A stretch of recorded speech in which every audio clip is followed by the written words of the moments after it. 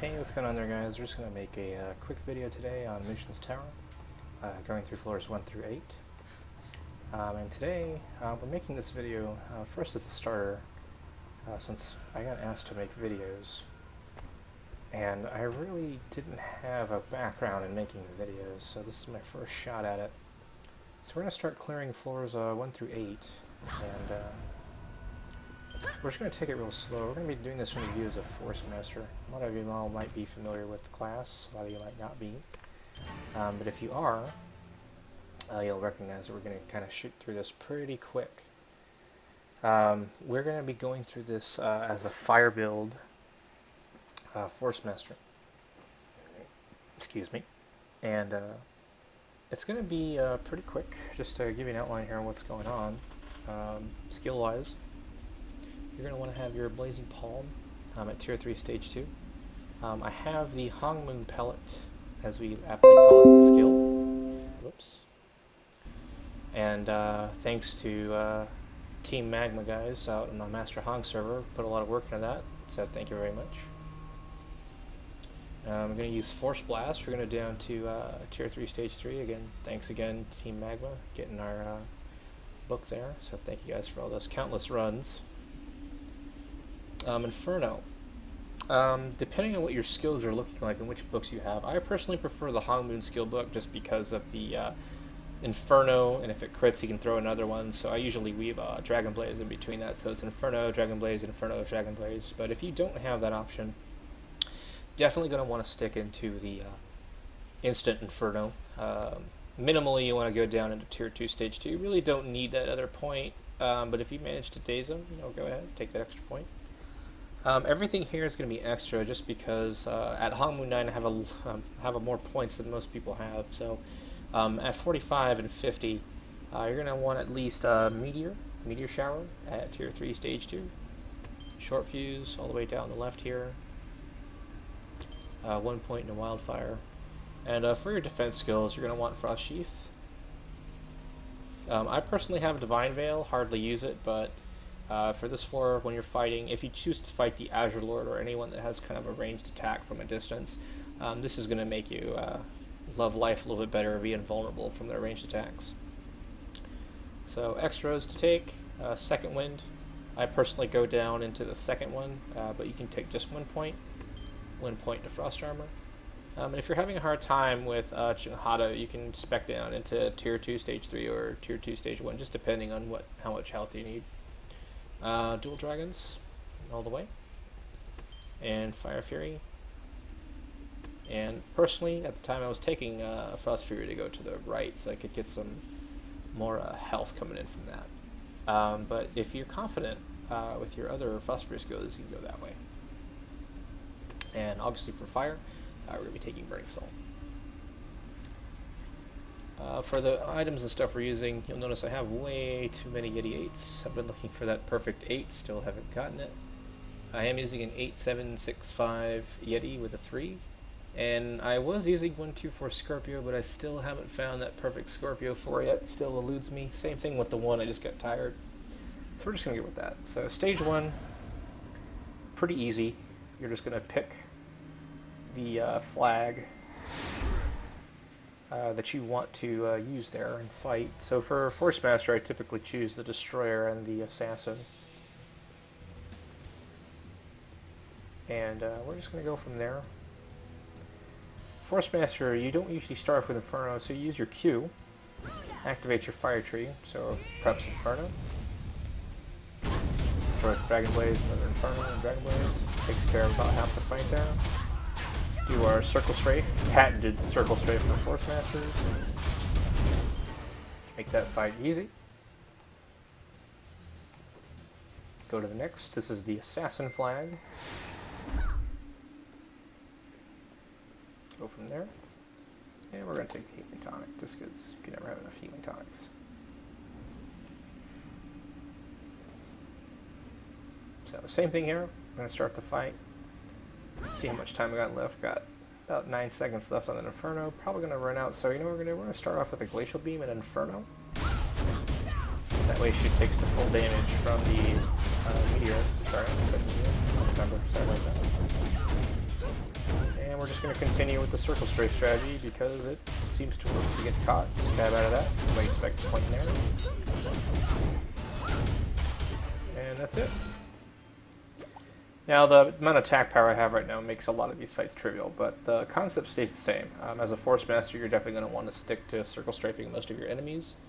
That's going to pretty much give you the time to, one, keep them constantly running at you and not really offer them the opportunity to use any attacks on you.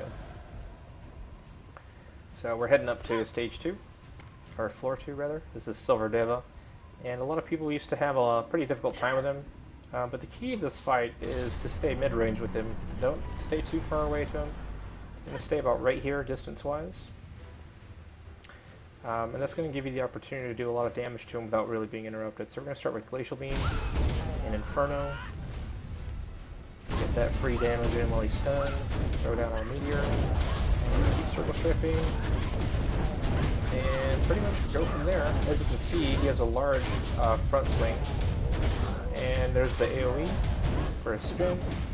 Everybody knows, or if you don't already, on that particular spin, just because you're out of the range that you can physically see, there's a little bit more of a range right after the line that you want to stay out of.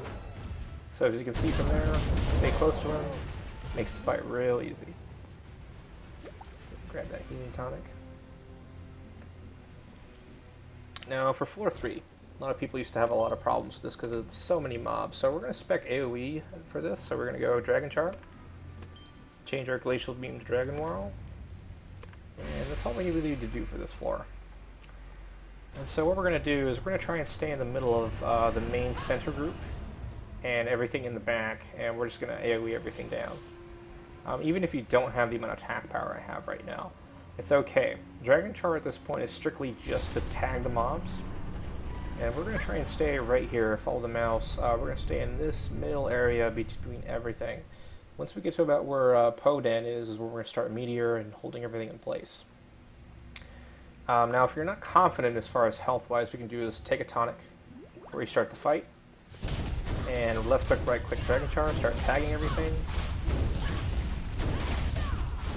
That healing tonic's going to kind of mitigate how much damage you're taking. Gather it all up, Meteor, Dragon Whirl, Dragon Charm everything down, Machine Gun fire that. Once you're done, start heading to the guys with the guns.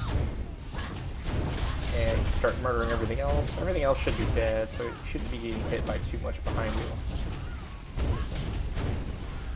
And that's it. Let's clear that floor out pretty quick. And once you're done, just go ahead and spec back into Blazing Beam, Glacial Beam if you prefer, and makes the rest of that fight real easy.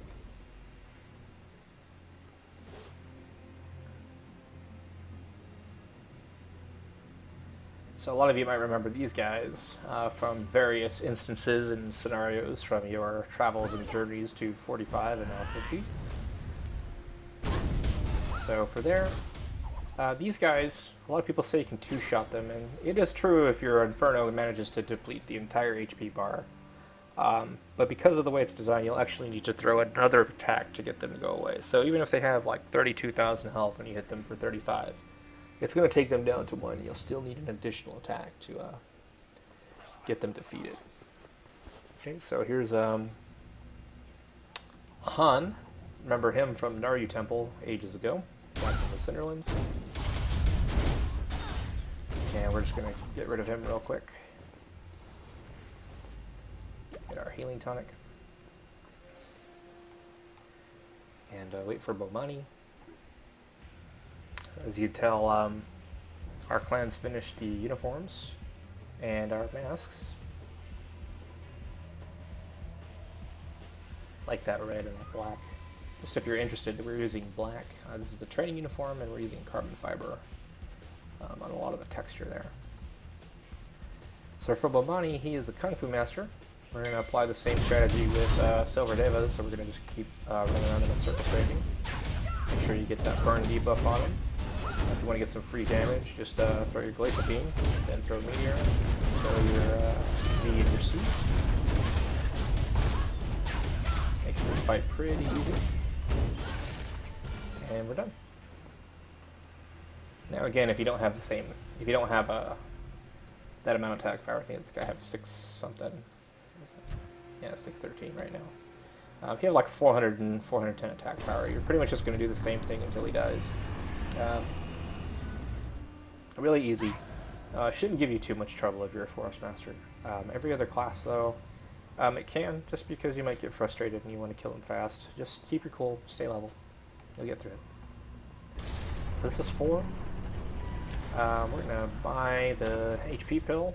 And personally, as a Forest Master, I prefer having Samja. Just because acts is kind of like a meat shield, and he occasionally does grapple and give you time to do some more damage. If you're a melee class, you'll actually want to go with the Force Master. She's usually right over here. Her frost skill can stack chill, and that's going to help you kind of give you a short little melee window of kiting, especially if you're a Blade Master or a Blade Dancer. You can use that draw stance and get some free damage there. So we're going to start the fight off here with Inferno. Wait till he comes in, and we're going to throw down our meteor, stun it, make sure he stays in for the full duration of that meteor, and begin our circle strafe. There's Samja with the knockdown there. It's a little short, but you know, if you don't have the attack power and you're struggling, that knockdown might be the difference between you being able to get a healing tonic in or not.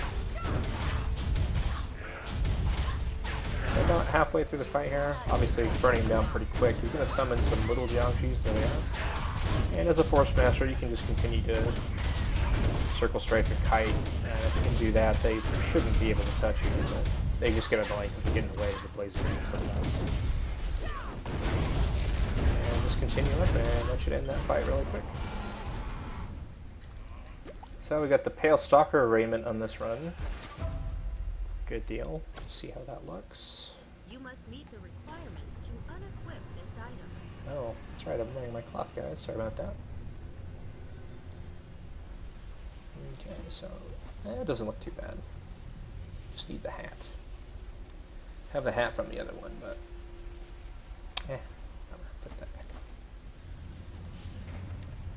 So we're heading up to floor 5.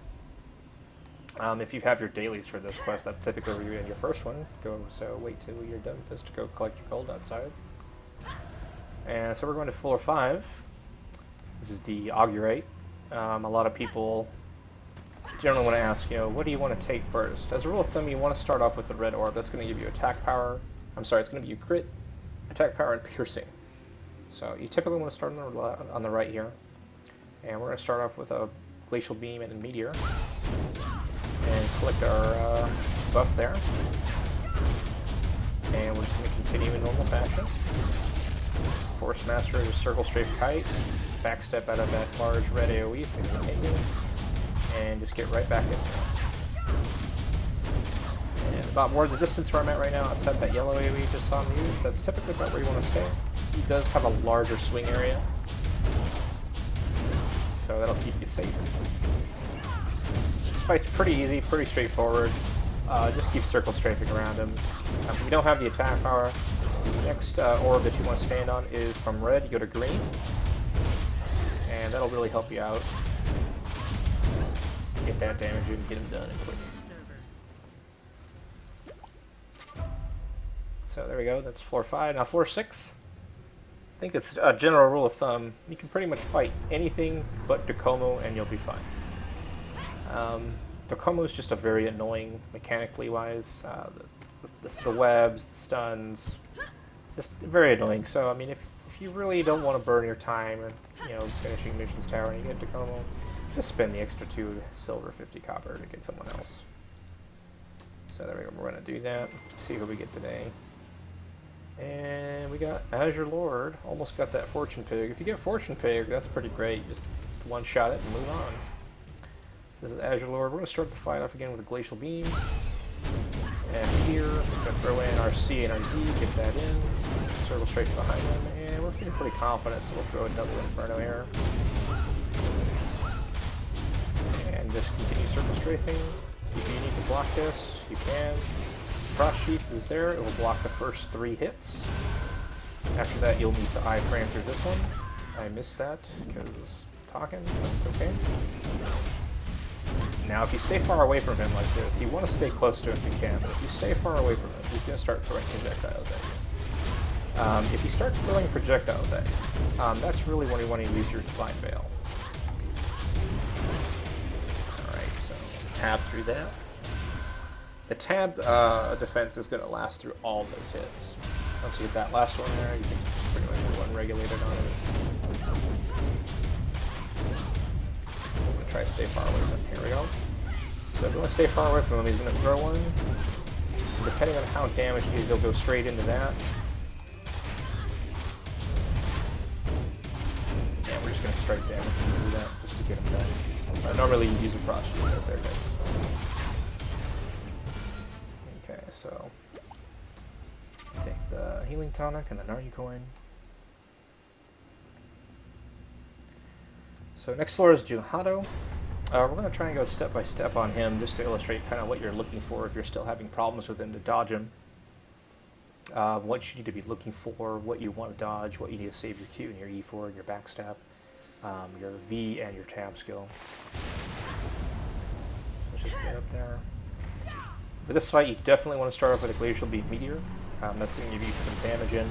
And if you're worried about him stacking on top of you, you're definitely going to want to use your Divine Veil right after that. So you're going to throw a Glacial Beam, Meteor on top of him, get close to him, and Divine Veil. That's going to give you some damage resistance, because he's initially going to freeze you like this, and give you time to hit. Once he steps back, that's when you want to use your Q or E. And as you see, I just blocked most of his attacks right there with that dodge. This is where he's summoning the Breath of the Turtle. And these are the ice. You're going to dodge. Q through that. You can dodge through all that. If you don't hit a safe spot, you'll be fine with that. And now he's getting ready to do something. He's resisting another one of those. Missed that one. We're going to ice shoot through that because he's throwing a sword. We're going to use that. We're just going to chill here for a bit, and then we're going to use E to get out of the way so we don't die. Tab through him, get behind him, and Juhado will keep up with you. He's pretty fast, so if you can use an escape to get away from him, use an escape. And we're going to frost sheath through this, because that's coming up. I blocked it though, that was pretty cool. So if you don't block that, that's what happens. That'll take off, provided your stats aren't too high, it'll take off about 7k. Alright, so there's a sword move, and here comes one of his attacks. I don't have anything since everything is on cooldown, but that's typically where you're going to want something on cooldown for sure. And for that one, if you can Q through E, you'll dodge through about 80% of his attacks. One of the skills that's underrated for Force Masters for this fight, and I haven't illustrated yet, but you can Phantom Grab him no problem and toss him around, kind of cheese him to death if you're having a hard time with him. You can alternate between a Phantom Grab and your stun if you're having a really hard time with him, but it's a pretty straightforward fight. So we get some Naryu coins, healing tonic. And we're just going to head up. This is where, if you're ready for floor 8, Dokdan usually has 3 quests for you, you'll take them. And we're going to head up to Mushin. 3 stages of Mushin. First stage is strictly a DPS test, and you pretty much have to dodge one attack, which is that grab. The first grab initially happens almost immediately after the fight starts, and what you want to look for is hand motions. So I'm going to use the cursor here.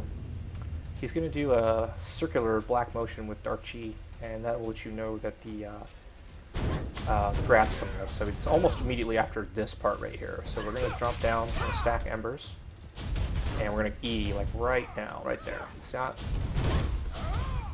So once you have that, you pretty much have a lot of time to just do some unregulated damage to him and get him killed as fast as you can. And I missed it because I was taking too much time, but that's okay. Stage 1's kind of like, you're not really penalized too much for missing that, you just gotta get him down.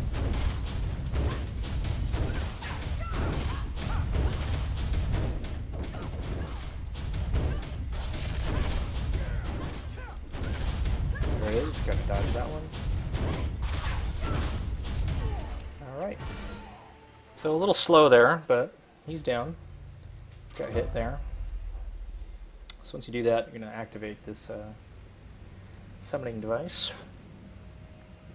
That'll get you to Mushin Stage 2. And Mushin Stage 2, changes up a bit. He has more health, and now he's going to start moving. And he's going to jump into the middle here for this large AoE that hits the room. So what you want to do is you want to save your meteor and your inferno for when that happens.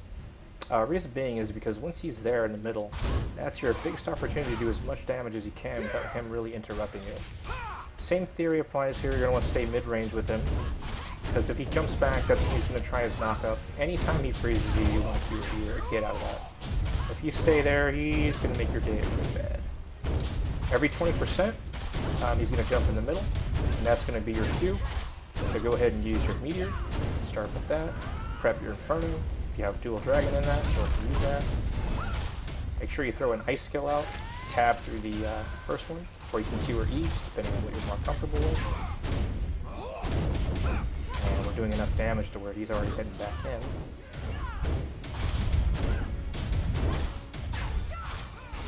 We're going to Frost Sheet through this one. For Frost Sheet, once you see yourself actually get frozen, you can F immediately after that because that initial damage has already been done.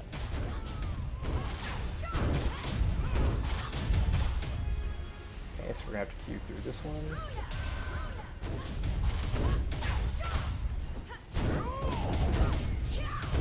Alright, we're going to go ahead and use this early there. Get some free damage on it. Facial Beam, Meteor on down. And we're going to double Inferno here.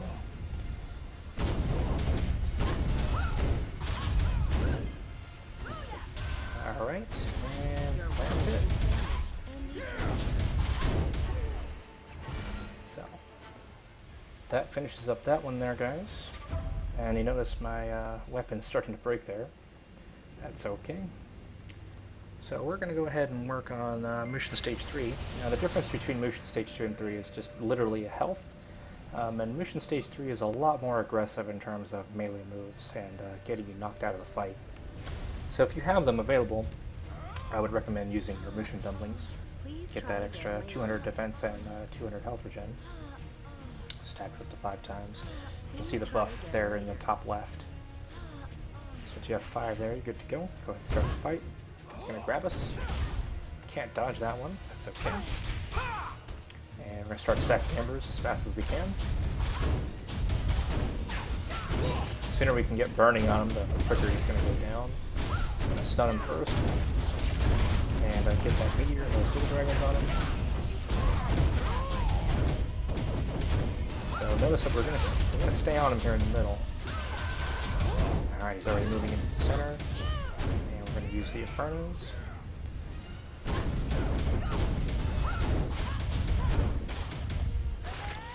Alright. Block that one. Good to go. Tab out of that if you get hit. And he jumped back, so I used a Q right there because I thought he was going to knock me up, but I got close enough to him to where he didn't again. So that's the other thing too. If you get close to him, when he jumps back, he'll go back into his normal charge pattern in terms of trying to get you within melee range. If he stays back too far and too long, he's definitely going to come at you with one of those flying kicks and knock you out in the air. And we're trying to avoid that for sure. So just keep in mind, every time you do that, make sure you got your Ember stacked. Make sure you're throwing your C and your Z on them all the time. We're going to do another Inferno wave here.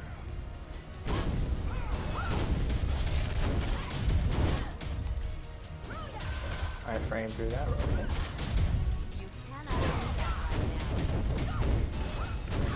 Saw him jump back there, I was making sure. Dodge that red. Okay, so then we're throwing our C and our C skills there. Tab through this, all we're good.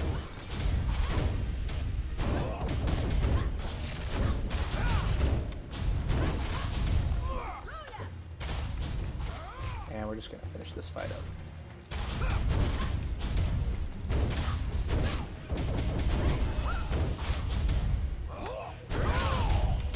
Alright, so that's Mushin Tower. Floors 1 through 8. Once you finish, you can pick up your trader. That always drops. Not familiar with anything else dropping off of a Stage 3 Mushin. I do know ornaments drop off of Junhado and Mushin Stages 1 and 2. I have not seen a 3 drop off of. I haven't seen an ornament drop off of stage 3, but if it does, just let me know. If you like the video, guys, we'll be making more content. If you like what you saw today, just leave a like and subscribe. And we'll see you guys soon. See ya.